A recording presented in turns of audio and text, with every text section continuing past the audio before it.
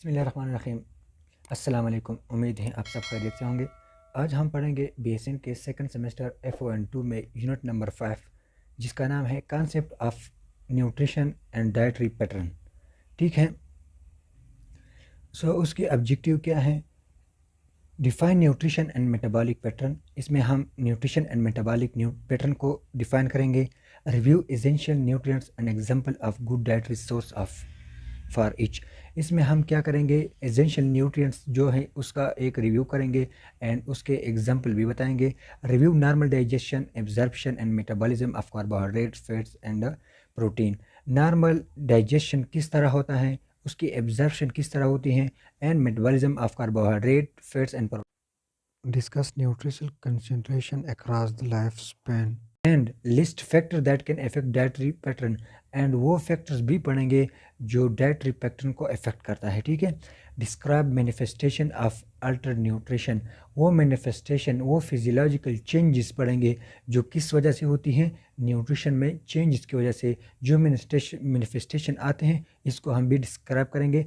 And explain nursing intervention to promote optimal nutrition. और वो nursing intervention को भी पढ़ेंगे जो क्या करते हैं, ऑप्टिमल न्यूट्रिशन को क्या करते हैं, प्रमोट करते हैं। ठीक है। Nutrition metabolic pattern. Pattern of food and fluid consumption relative to metabolic need and pattern. इसका मतलब ये है कि इसमें फूड और मेटाबॉलिज्म का हम क्या करते हैं, कंपैरिजन करते हैं, रिलेशन डिस्क्राइब करते हैं। पैटर्न जो है ना, इसको डिस्क्राइब करते हैं कि कौन से फूड से हम जो है ना हम खाए तो हम मेटाबॉलिज्म करते हैं, कौन सा फूड हमारा मेटाबॉलिज्म को प्रमोट करता है और कौन से फूड हमारे मेटाबॉलिज्म को रोकता है। इस पैटर्न को क्या कहते हैं, nutrition metabolic pattern. Nutrition nutrition the science related to the food requirement of the body. Nutrition की स्टडी को कहते हैं जो हमारे बॉडी के लिए रिक्वायर्ड होती है, यानी उस फूड की स्टडी जो हमारी बॉडी के लिए रिक्वायर्ड होती है, इस फूड की स्टडी को न्यूट्रिशन कहते हैं। Simply the study of nutrients. Nutrients की स्टडी जो होती है, उसकी जो साइंस होती है, इसको न्यूट्रिशन कहते हैं कि कौन से न्यूट्रिएंट्स, कौन से फूड हमारी बॉडी के लिए रिक्वायरमेंट हैं, कितने मिकदार में रिक्वायरमेंट है, उसकी कितनी कंसंट्रेशन होना चाहिए, उसका क्या रिलेशन होना चाहिए, कितना प्रोपोर्शन होना चाहिए। इस स्टडी को क्या कहते हैं, न्यूट्रिशन कहते हैं। Nutrition nutrition is the intake of food considered in relation to the body's dietary needs. वो मिकदार, खुराक की वो मिकदार जितनी बॉडी के लिए रिक्वायरमेंट होती हैं, उसकी स्टडी को, उस प्रोपोर्शन को क्या कहते हैं, न्यूट्रिशन कहते हैं। मुनासिब मिकदार में फूड की खुराक, फूड को खाना, फूड को इनटेक करना, उसकी स्टडी को न्यूट्रिशन कहते हैं। Good nutrition N adequate well balanced diet combined with regular physical activity, it is a cornerstone of good health. Good nutrition क्या है? वो न्यूट्रिशन जो बैलेंस डाइट का हो, मीन्स इसमें सारे न्यूट्रिशन, सारे न्यूट्रिएंट्स की मिकदार तनासुब में हो, एक रेशो के लिहाज से एक रेशो में हो, और साथ साथ रेगुलर फिजिकल एक्टिविटी भी हो, तो इसको गुड न्यूट्रिशन कहते हैं। ठीक है। एंड गुड न्यूट्रिशन जो होता है is a corner stone of good health. Good health, अच्छी सेहत के लिए बहुत अहम किरदार अदा करता है। Poor nutrition can lead to reduce immunity. Poor nutrition जिसमें न्यूट्रिएंट्स की मिकदार कम हो, जिसमें न्यूट्रिएंट की तनासुब, जिस मिकदार में बॉडी को न्यूट्रिएंट्स चाहिए उस मिकदार से कम हो, तो वो क्या करता है, लीड टू रिड्यूस इम्यूनिटी, हमारा इम्यूनिटी को क्या करता है, कम करता है। Increase susceptibility to disease. Susceptibility to disease का मतलब है एक्सपोजर टू डिजीज़, मतलब हम डिजीज़ के लिए क्या हो जाते हैं, पूर्ण हो जाते हैं, मतलब आसान impaired physical and mental development, और हमारा फिजिकल एंड मेंटल डेवलपमेंट जो होता है इसको कम कर देता है। एंड रिड्यूस प्रोडक्टिविटी, और इंसान की प्रोडक्टिविटी को भी क्या करता है, कम कर देता है। सो पुअर न्यूट्रिशन जो होता है वो इंसान की इम्यूनिटी को कम कर देता है, इंसान को बीमारी आसानी से लग जाती है, इंसान की फिजिकल मेंटल डेवलपमेंट भी कम कर देता है, एंड इंसान की प्रोडक्टिविटी की जो पावर होती है इसको भी कम कर देता है। Nutrition and nutrient. न्यूट्रिशन और न्यूट्रिएंट में क्या फ़र्क है? ठीक है। This field of study focuses on substances in foods that help living things to grow and stay healthy. मतलब न्यूट्रिशन वो स्टडी है जो खुराक के उस सब्सटेंस पर फोकस देता है, खुराक के उस अज्जा पर फोकस देता है जो क्या करता है, लिविंग थिंग्स की ग्रूमिंग में, लिविंग थिंग्स की डेवलपमेंट में हेल्प कर देता है। उस सब्सटेंस की स्टडी को, खुराक की उस सब्सटेंस की स्टडी को क्या कहते हैं, न्यूट्रिशन कहते हैं। The food we eat provide energy and nutrients. वो खुराक जो हम खाते हैं वो हमें क्या प्रोवाइड करता है, एनर्जी प्रोवाइड करता है। Such is protein, fat, carbohydrate, vitamin, mineral and water. ठीक है। अब न्यूट्रिएंट क्या है? Nutrients are chemical compounds in food that are used by the body to function properly and maintain health.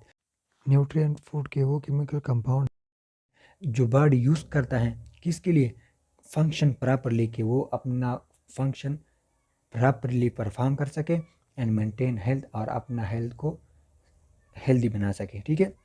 Example include protein, fats, carbohydrate, vitamin and mineral. ठीक है।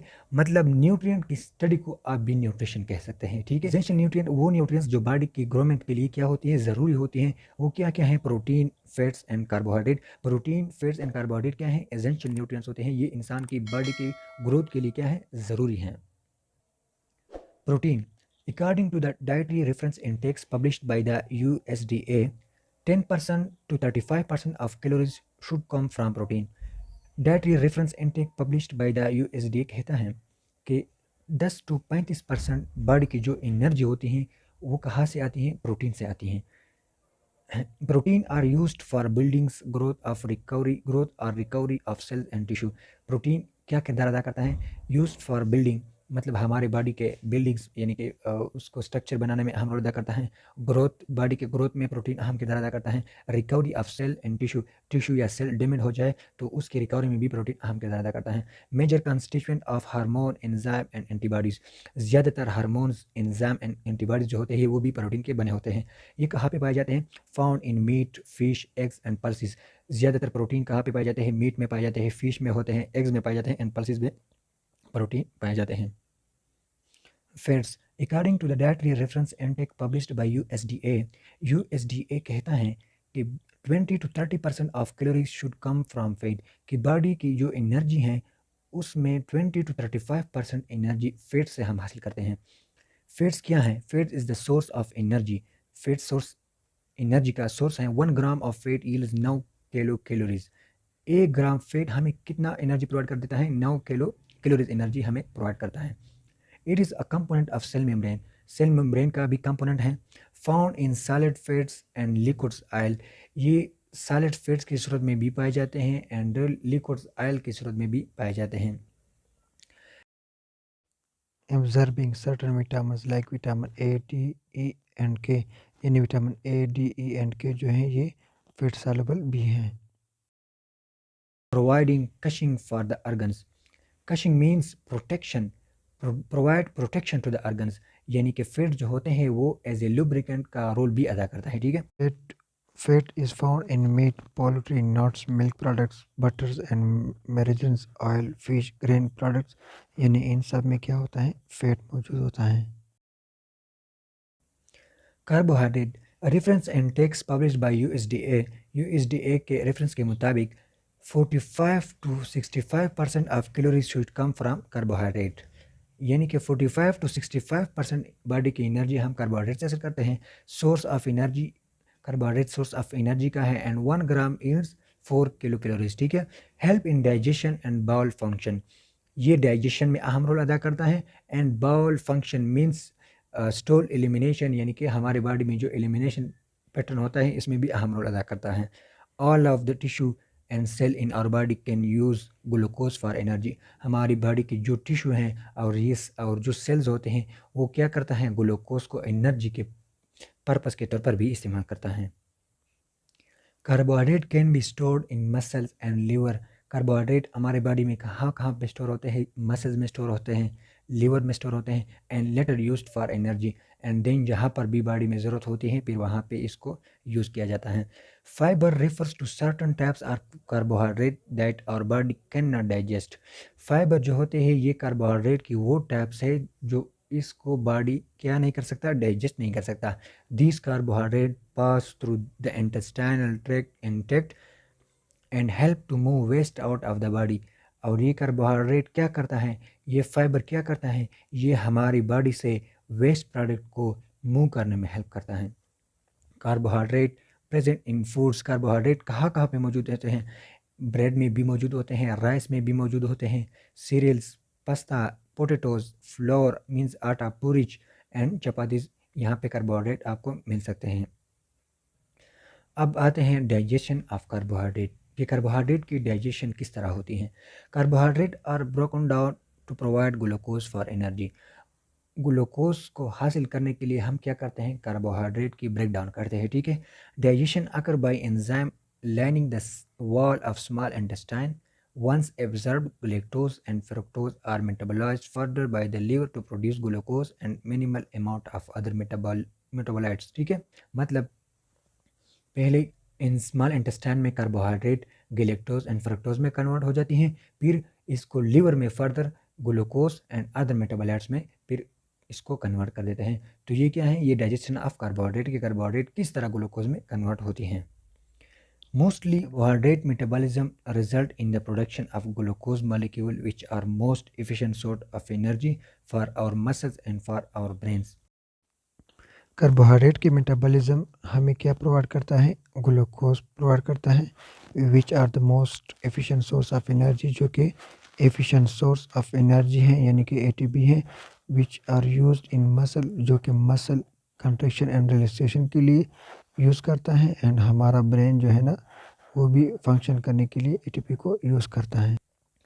Digestion of protein, protein की digestion होने का क्या process है, protein किस तरह digest होता है।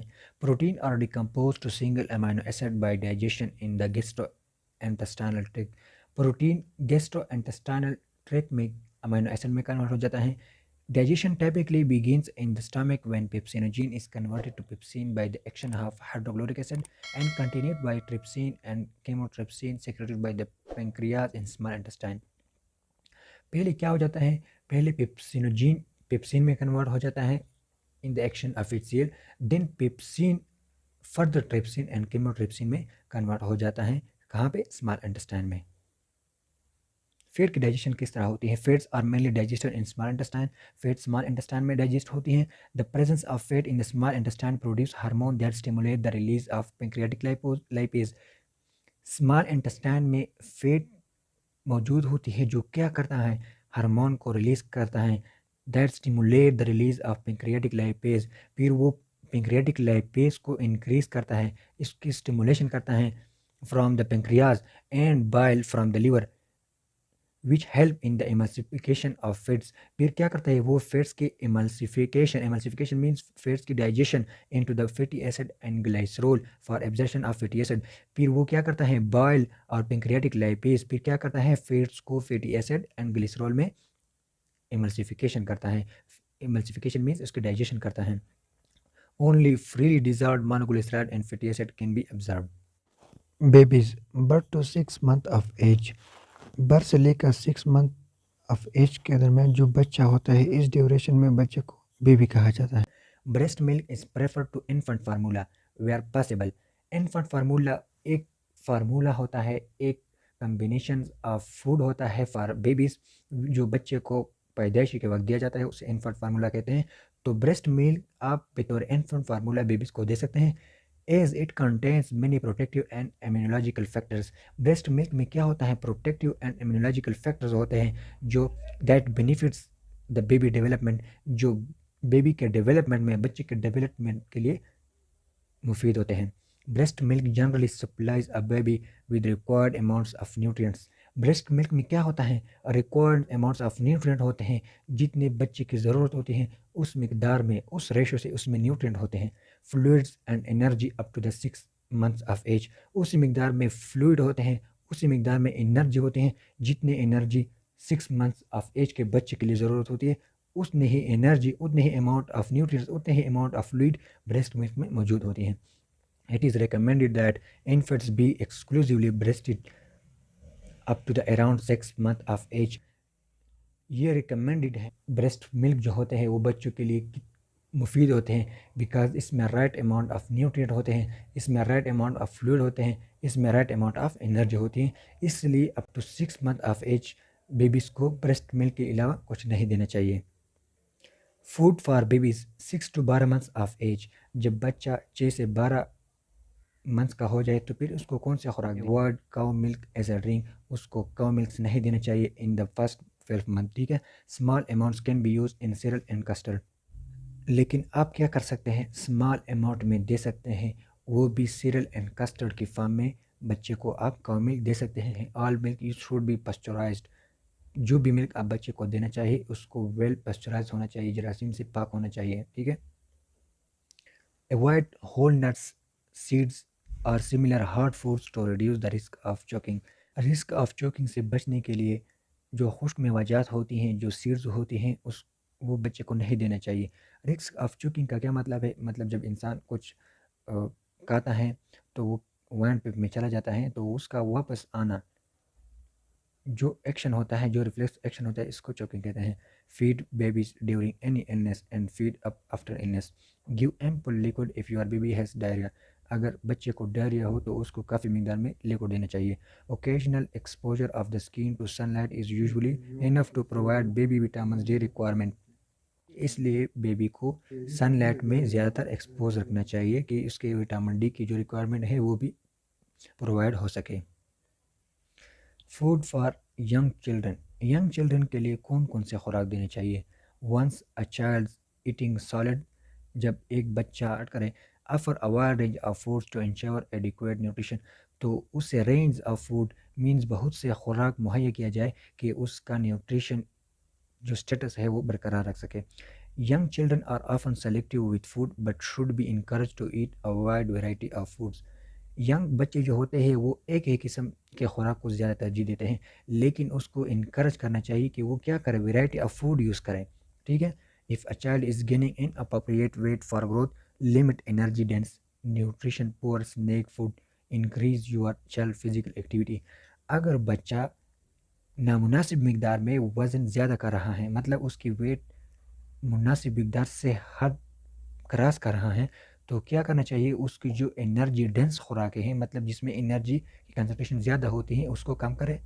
उसका न्यूट्रिएंट पुअर स्नैक फूड जो होते हैं वो कम करें। And increase your child physical activity, और उसकी फिजिकल एक्सरसाइज फिजिकल एक्टिविटी को ज़्यादा करें ताकि उसका जो वज़न बढ़ रहा है वो क्या हो जाए, एडिक्वेट हो जाए, नॉर्मल हो जाए।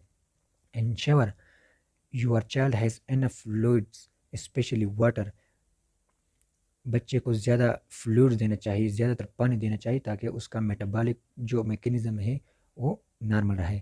Fruit juices should be limited and soft drink avoided, जो फ्रूट जूसेस होती हैं उसको लिमिट करना चाहिए एंड सॉफ्ट ड्रिंक से उसको बचना चाहिए, मीन्स उसको फ्रूट्स देना चाहिए न कि fruit juices. Food for children entering their teenage years, जब एक बच्चा टीनेज को पहुंच जाए तो उसको कौन कौन सा खुराक देना चाहिए? The extra energy required for growth and physical activity needs to be obtained from foods that also provide nutrients instead of just impure calories। मतलब ये है कि जब एक बच्चा टीनेज तक पहुंच जाए तो उसकी ग्रोथ एंड फिजिकल एक्टिविटी को पूरा करने के लिए उसे एक्स्ट्रा एनर्जी की रिक्वायर्ड होती हैं, और ये खुराक उसको न्यूट्रिएंट भी प्रोवाइड करता है और साथ साथ कैलोरीज भी। Milk yoghurt and cheese should be included to boost calcium intake, इस खुराक के साथ साथ आप इस टीनेज को मिल्क योगर्ट एंड चीज़ भी प्रोवाइड करें कि उसकी क्या करें कि कैल्शियम लेवल को बूस्ट अप करें, because this is specially important for growing bones, because calcium जो होता है वो इंसान की बोन्स की ग्रोइंग में इम्पॉर्टेंट रोल अदा करता है। Adolescent girls should be particularly encouraged to consume milk and milk products। Adolescence girl को इनकरेज करना चाहिए कि वो मिल्क एंड मिल्क प्रोडक्ट को इस्तेमाल करें। Take away and fast foods need to be balanced with nutrient dense food such as whole grain breads and cereals, fruit, legumes, nuts, vegetable, fish and lean meats. और fast food के साथ साथ वो क्या इस्तेमाल करें, ऐसे खुराक इस्तेमाल करें जिसमें न्यूट्रिएंट की मिकदार ज़्यादा हो, मीन्स न्यूट्रिएंट डेंस फूड को यूज़ करें, जैसे कि whole grain breads, cereals, fruits, legumes, nuts, vegetable, fish, जिसमें क्या है, जिसमें न्यूट्रिएंट की मिकदार काफ़ी ज़्यादा है। Foods for older people, Many people eat less as they get older. ज़्यादातर लोग जब बूढ़े हो जाते हैं तो वो खुराक में कमी लाते हैं. This can make it harder to make sure your diet has enough variety to include all nutrition you need. जब वो खुराक में कमी लाते हैं तो वो इसके लिए मुश्किल हो जाता है कि वो जिस अमाउंट में उसे न्यूट्रिएंट की ज़रूरत होती है वो पूरी हो जाए, बिकॉज़ बूढ़े होने के साथ साथ वो खुराक में भी कमी आती हैं, जिसकी वजह से जो मुनासिब मिकदार में न्यूट्रिएंट होना चाहिए वो मुनासिब मिकदार में फिर उसको क्या रिकमेंडेशन है फॉर ओल्डर पीपल, ठीक है. Be as active as possible to encourage your appetite and muscle mass. एक्टिव होना चाहिए, वर्जिश करना चाहिए जितना आपसे हो सके, ताकि आपकी जो भूखापन है वो ज़्यादा हो और आपका मसल की जो मास है, मसल की जो स्ट्रेंथ है वो मेंटेन रहे. Remain healthy with well balance eating and regular exercise. Healthy रहे और बैलेंस्ड खुराक खाया करें एंड रेगुलर एक्सरसाइज करें ताकि आपका सेहत बरकरार रख सके. If possible, try to spend some time outside each day to boost your vitamin D synthesis for healthy bones. अगर पॉसिबल है, मौका है, टाइम है, तो बूढ़े लोगों को चाहिए कि अपने बोन को हेल्दी मेंटेन करने के लिए घर से बाहर रहे, ज़्यादातर टाइम बाहर गुजारते रहे कि विटामिन डी को ज़्यादा से ज़्यादा गेन करें. Limit food that are high in energy. वो खुराक ज़्यादा न खाए जिसमें एनर्जी की कंसंट्रेशन ज़्यादा हो एंड लो इन न्यूट्रिएंट्स और जिसमें न्यूट्रिएंट्स की मिकदार कम हो, such as cakes, sweet biscuits and soft drinks. Choose food that are naturally high in fibre to encourage bowel health. ऐसे खुराकों का इंतखाब करें, ऐसे खुराक खाएं जिसमें फाइबर की कंसंट्रेशन ज़्यादा हो ताकि उसकी बाउल का जो प्रोसेस है, जो एलिमिनेशन का प्रोसेस है वो एनहेंस हो सके. Limit the use of table salt specially during cooking. Table salt का यूज़ कम करना चाहिए कुकिंग के दौरान. Eat foods that are nutrient dense rather than energy dense.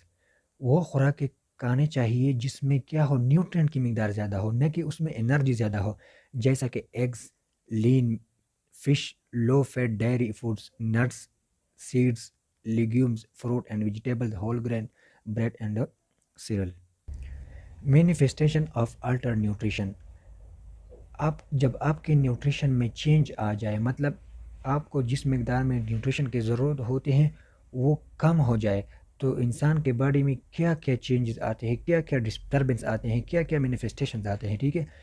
Disturb GI function. इंसान की जो गैस्ट्रोइंटेस्टाइनल फंक्शन है वो डिस्टर्ब हो जाता है. कार्डियोवास्कुलर फंक्शन, ड्राई लिप्स, उसके जो लिप्स वो खुश्क हो जाते हैं. ब्लीडिंग गम्स, उसके गम से खून का आना शुरू हो जाता है. ड्राई टोंग, विजन लॉस, इंसान का नज़र कम होता है. ओबेसिटी आ जाती है. अंडरवेट, उसके वेट जो है ना वो कम हो जाता है. अल्टर्ड बाउल पैटर्न, उसके बाउल जो एलिमिनेशन का पैटर्न है वो डिस्टर्ब हो जाता है. Altered skin, teeth, hair and mucous membrane and overweight, या क्या हो जाता है, ओवरवेट हो जाता है. यही वो चेंजेस हैं, यही वो मैनिफेस्टेशन है जो न्यूट्रिशन के कम होने या ज़्यादा होने से इंसान में आती हैं. उसके साथ साथ dehydration, fatigue, skin manifestation including poor wound healing. इंसान का जब खून बहता है तो वो जल्द जो है ना उसकी हीलिंग नहीं होती. अल्सरेशन, अल्सर काज होती है. Dry skin, impact on activity of daily living. General manifestation, weight loss हो जाता है. मसल वेस्टिंग मीन्स मसल का ख़त्म होना, मसल जो फंक्शन होता है वो ख़त्म हो जाता है. मसल वीक हो जाता है. अब है assessment. When conducting a nutrition assessment, check the patient for. जब आपके पास पेशेंट आ जाए तो आप उसकी न्यूट्रिशन की असेसमेंट करते हैं, उसकी न्यूट्रिशन चेक करते हैं कि उस जो खुराक खाते हैं उसमें न्यूट्रिएंट की कितनी मिकदार है, कितनी नहीं है. तो आप पेशेंट की क्या क्या चेक करते हैं. ट्रबल च्यूइंग, मतलब जब वो खुराक को चबाता है तो उसको मुश्किलात होती है या नहीं होती. स्वॉलोइंग डिज़ार्डर. वेट हिस्ट्री, अब उसकी वेट हिस्ट्री चेक करते हैं कि पहले आपकी वज़न क्या थी, अब क्या है. हार्ट एंड वेट चेक करते हैं. स्किन इंटीग्रिटी, उसकी स्किन की जो इलास्टिसिटी होती है कि अब उसका स्किन कैसा है, पहले कैसा था. Oedema means swelling. Electrolyte abnormalities. Hand grip strength. Have the patient squeeze your hand, के पेशेंट जो है ना अपना हैंड को स्क्वीज कर सकता है कि नहीं. ये असेसमेंट है. Nutrition metabolic pattern. Purpose. The purpose of assessing the client nutritional metabolic pattern is to determine the client dietary and metabolic needs. Glands के न्यूट्रिशनल मेटाबॉलिक पैटर्न को चेक करना, एसेस करना, उसकी तज्जिया करने का मकसद क्या है कि ग्लैंड्स पेशेंट की dietary habits and metabolic needs को डिटरमाइन करें कि वो कौन से हैबिट्स है जो वो यूज़ करता है ड्यूरिंग डाइट्स, और उसको कौन कौन से मेटाबॉलिक नीड की ज़रूरत होती है। तो एसेस करने का मकसद यही होता है कि हम पेशेंट की डाइटरी हैबिट्स को क्या करें, डिटरमाइन करें, एंड उसके मेटाबॉलिक नीड्स को डिटरमाइन करें। The condition of hair, skin, nail, teeth and mucous membrane are assessed. Hair की क्या कंडीशन है, स्किन की क्या कंडीशन है, नेल्स की क्या कंडीशन है, टीथ एंड म्यूकस मेम्ब्रेन की कंडीशन को भी एसेस किया जाता है। यही हमारा मकसद होता है। सब्जेक्टिव डेटा मीन्स वो डेटा जो हम ग्लैंड से, जो हम पेशेंट से हासिल करते हैं। मतलब जब आपके पास कोई न्यूट्रिशनल पेशेंट आ जाए जिसको न्यूट्रिशन बीमारी हो, जो जो मतलब कमज़ोर बंदा हो, जो न्यूट्रिशनल का मरीज़ हो, तो जो डेटा हम मरीज़ से हासिल करते हैं उसको सब्जेक्टिव डेटा कहते हैं। डाइटरी एंड फ्लूइड इनटेक के बारे में हम जो डेटा हासिल करते हैं वो क्या है? Describe the type and amount of food you eat at breakfast, lunch and supper on average day. हम उससे ये मालूम करेंगे, उससे हम ये एसेस करेंगे कि आप अमाउंट ऑफ फूड, कौन से अमाउंट ऑफ फूड और किस टाइप के फूड आप during lunch, during breakfast and during supper आप खाते हो। Do follow any certain type of diet, आप किस किस टाइप ऑफ डाइट जो है ना आप फॉलो करते हो। What time do you usually eat your meal, आप किस टाइम पे रोज़ाना नॉर्मली आप किस टाइम पे खुराक खाते हो। Do you find it difficult to eat meals on time, during खुराक आप खाने में आपको मुश्किलात होती है या नहीं होती। What type of snack do you eat, snack means वो खुराक जो पैक होते हैं, किस टाइप के आप स्नैक खाते हो। Do you take any vitamin supplements, क्या आप वो खुराक खाते हो जिसमें विटामिन ज़्यादा हो। Do you consider your diet high in fat और शुगर और साल्ट, क्या आपको पता है कि आप जो खुराक खाते हो उसमें फ़ैट, शुगर या साल्ट ज़्यादा है या नहीं है। Do you find it difficult to tolerate certain foods को खाने में आपको मुश्किलात होती है या नहीं होती। Specially what kind of fluids do you usually drink, आप कौन से टाइप के फ्लूइड्स यूज़ करते हो। हाउ मच पर डे, कितनी मिकदार में आप यूज़ करते हो। Do you have difficulty chewing और swallowing फूड, खुराक को चबाने में या स्वेल करने में आपको तकलीफ़ होती है या नहीं होती। When was your last dental exam, आपने अपने दांतों का कब मुआयना किया था, कब डेंटल एग्जामिनेशन किया था। व्हाट वर द रिजल्ट, उसका क्या रिजल्ट था कि आपके दांत किस तरह है, आपके दांत ख़राब है या अच्छे हैं। डू यू एवर एक्सपीरियंस सोर टंग, सोर गम्स, कभी आपने एक्सपीरियंस किया है या नहीं किया है, इसको भी मरीज़ से आपने डिस्क्राइब करना है। Do you ever experience Nazia and vomiting, कभी आपने नाज़िया एंड वोमिटिंग को एक्सपीरियंस किया है। नाज़िया एंड वोमिटिंग में क्या फ़र्क है। नाज़िया, जब आपको वोमिट करने का जो एक्सपीरियंस आ जाता है, जो फीलिंग्स आते हैं, इसको नाज़िया कहते हैं। और वोमिटिंग तो आपको पता है कि एंटीपेरिस्टालिसिस जो प्रोसेस होता है उसको वोमिटिंग कहते हैं। Do you ever experience abdominal pains, कभी आपने पेट में दर्द फील किया है। Do you use antacids, how often, what kind. Antacids means वो सब्सटेंस जो स्टमक की एसिडिटी को क्या करता है, मेंटेन कर लेता है। तो कभी आपने एंटीसिड यूज़ किए हैं, कितने यूज़ किए हैं, और किस टाइप की एंटीसिड आपने कभी यूज़ किए हैं या नहीं। ये क्वेश्चन आपने एसेस करना है अपने पेशेंट से। Condition of hair and nails, describe the condition of your hair and nails. ठीक है। Do you have excessively oily और ड्राई हेयर, आपने कभी अपने हेयर को जो है ना खुश्क करना छोड़ दिया है, या आप अपने हेयर को ऑयली रखते हो या नहीं। Have you had difficulty with scalp itching और सोर, स्काल्प इचिंग क्या कहते हैं, जब हेयर में डैंड्रफ आ जाए और फिर जो वो इचिंग काज करता है, इसको क्या कहते हैं, स्काल्प इचिंग मीन्स जब बाल खुश्क हो जाए और उसमें डैंड्रफ हो, तो वो जो इचिंग इंसान को फील होता है उसको क्या कहते हैं, स्काल्प इचिंग। ठीक है।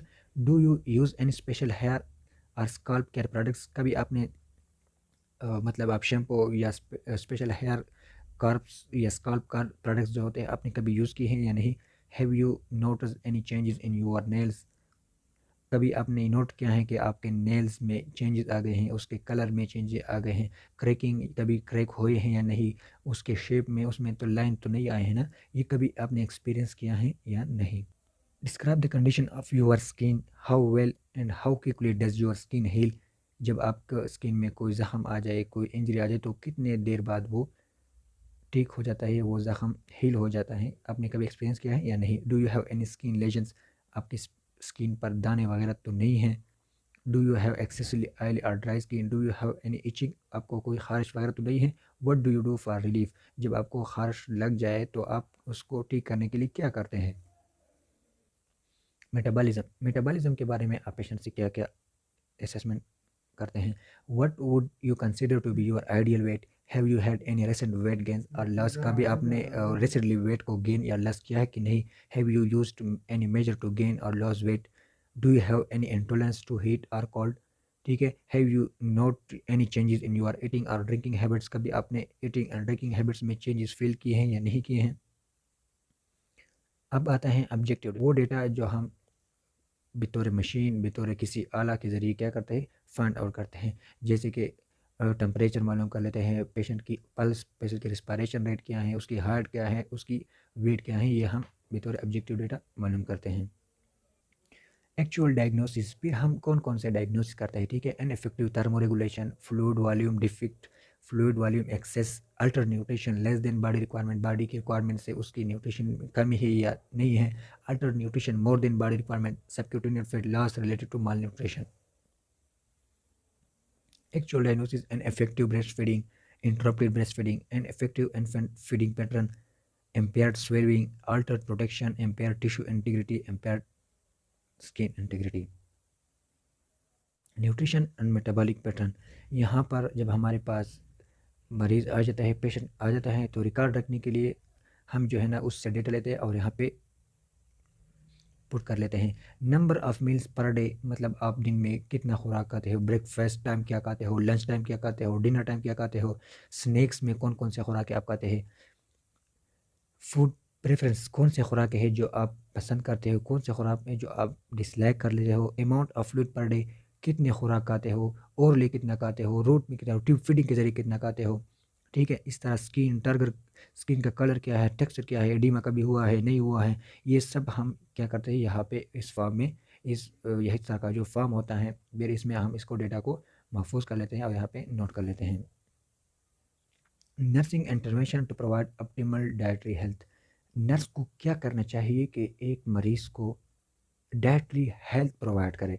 Nurse are often the ones who spend the most time with patient. Nurse वो वाहिद एक ऐसा इदारा है, एक ऐसा प्रोफेशनल है जो पेशेंट के साथ ज़्यादातर टाइम गुजारता है। Therefore their understanding of nutrition is critical, इसलिए न्यूट्रिशन के बारे में उसका अंडरस्टैंडिंग होना, उसको मरीज़ को समझाना उसके लिए बहुत अहम है। वो अच्छी तरह से मरीज़ को न्यूट्रिशन के लिहाज से समझा सकता है कि educate the patient diet modifiable risk factor such as unhealthy diet, physical inactivity, ऐसे रिस्क फैक्टर जो क्या करता है उसको अनहेल्दी बनाता है, उसको मॉडिफाई करें, उसमें चेंज ला जाए, यानी अनहेल्दी डाइट में चेंजेस ला लेके आए, फिजिकल इनएक्टिविटी में चेंज लेके आए। Tobacco use and harmful use for alcohol major cause of CVDs, tobacco नहीं यूज़ करें, ऐसे अल्कोहल का यूज़, हार्मफुल सब्सटेंस का यूज़ ना करें, ठीक है। Because harmful use of alcohol are major cause of CVDs, ये सीवीडीज का काज भी हो सकता है। डेली मेजर वेट, रोज़ाना वज़न चेक करें। डिटरमाइन डेली कैलोरिक नीड्स, आपको जितनी एनर्जी की ज़रूरत होती है वो डिटरमाइन करें। Teach the patient about importance of balance diet, ठीक है। Monitor intake and output daily, कितना रोज़ाना आप खाते हो और कितना आपकी एनर्जी ज़ाया हो रही है। Educate about importance of food to prevent from dehydration and constipation. encouragement of individual to eat with others, ठीक है। Avoid excessive use of alcohol, alcohol का यूज़ न करें and caffeine. Give more protein and high fibre diet and avoid excessive carbohydrate and fats, ऐसे खुराक खाया करें जिसमें protein and high fibre diets हो, ठीक है, और कार्बोहाइड्रेट एंड फैट्स जिसमें ज़्यादा हो वो खुराकें न खाया करें। That's all about the chapter of concept of nutrition and dietary. If you guys have any question, you can ask in comment section. Thank you very much. अल्लाह हाफिज़।